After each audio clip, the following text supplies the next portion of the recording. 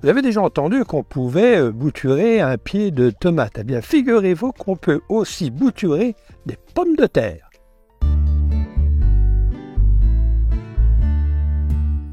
Alors, il ne s'agit pas de couper des tubercules en petits morceaux ou d'éplucher une pomme de terre avec des grosses épluchures et puis de les bouturer ensuite. Non, c'est beaucoup plus simple que ça. Nous allons couper une tige pour faire une vraie bouture.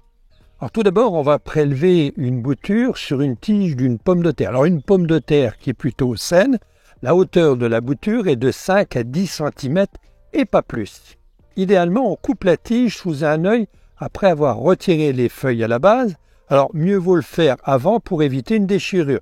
On pourrait aussi bien casser la pomme de terre, la tige de la pomme de terre. Ici, je ne peux pas le faire puisque nous sommes déjà dans l'après-midi. On ne peut le faire que le matin de bonne heure lorsque les tiges sont bien rigides. Avec de la bonne terre, je remplis des godets de 7 cm de diamètre.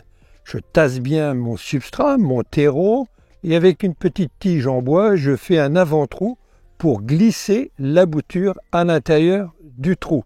Et surtout, il faut bien tasser la base de la tige, une tige qui est enterrée sur 1-2 cm et pas plus.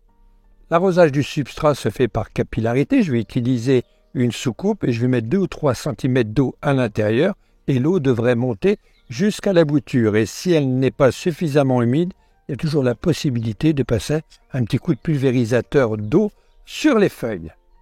Alors la bouture est placée à la lumière, en pleine lumière, sous un tunnel, sous un châssis ou pourquoi pas sur le rebord de votre fenêtre. Il faut que la température soit située un minimum de 15 degrés jusqu'à 22 degrés, c'est impératif pour que la bouture puisse s'enraciner. Contrairement à ce qu'on pourrait croire, les boutures s'enracinent assez vite. Au bout d'une semaine, il y a déjà quelques racines.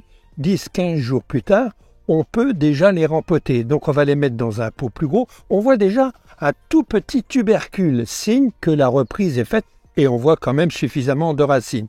Donc là, d'un godet de 7 cm, je les passe dans un pot de 11 cm. C'est un véritable rempotage.